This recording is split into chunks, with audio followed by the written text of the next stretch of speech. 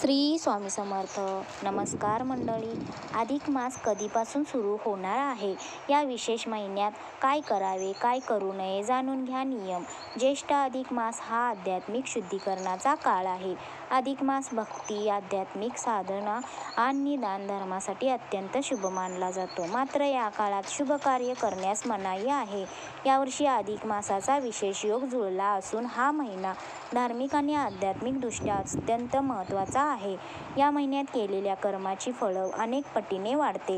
हिंदू पंचांगानुसार जेव्हा एकच चंद्रमास दोनदा येतो तेव्हा पहिल्याला अधिक मास आणि दुसऱ्याला शुद्ध मास म्हणतात. चंद्र आणि सौर वर्षामध्ये संतुलन राखण्यासाठी अधिक मास दर 3 वर्षांनी एकदा येत असतो. या महिन्याला मलमास किंवा पुरुषोत्तम मास म्हणूनही ओळखला जातो. हा महिना भगवान विष्णूला समर्पित आहे. नकारात्मकतेला तुमच्या जीवनावर प्रभाव टाकण्यापासून राखण्यासाठी या महिन्यात काही नियमांचे पालन केले गेले पाहिजे.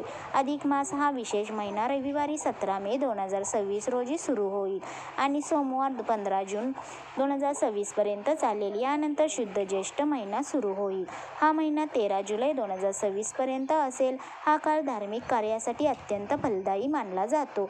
तर अधिक मासात काय करावे? या पवित्र महिन्यात भगवान विष्णूंच्या उपासनेला विशेष महत्त्व आहे. ओम नमो भगवते वासुदेवाय या मंत्राचा जप केल्याने मानसिक शांती आणि पुण्यलाभ मिळतो. दानधर्मात तुम्ही वस्त्र आणि दीपदान करणे अत्यंत शुभ मानले जाते. श्रीमद भागवत कथा आणि गीतेचे पठण केल्याने आध्यात्मिक प्रगती होते. पवित्र नद्यांमध्ये स्नान करणे किंवा घरी गंगाजलाचे स्नान करणे देखील लाभदायक मानले जाते. अधिक मासात काय करू नये? अधिक मासात विवाह, साखरपुडा, मुंडन विधी किंवा गृहप्रवेश यासारखे कोणतेही शुभकार्य करू नये. या काळात नवीन व्यवसायात सुरू करणे किंवा नवीन नोकरी जॉईन करण्यासह हा महिना उचित मानला जात नाही. मालमत्ता, वाहने किंवा घरासंबंधी नवीन खरेदी देखील टाळावे. मांस, मध, लसूण आणि कांदा यासारखे तामसिक पदार्थ जेवण करण्यास मनाई आहे. या काळात उपवास सुरू किंवा समाप्त करू नये. तसेच खोटे बोलणे, वाद घालणे आणि इतरांचा अपमान करणे टाळणे महत्त्वाचे आहे, कारण यामुळे आपलं नातं खराब होऊ शकतं. धन्यवाद. श्री स्वामी समर्थ.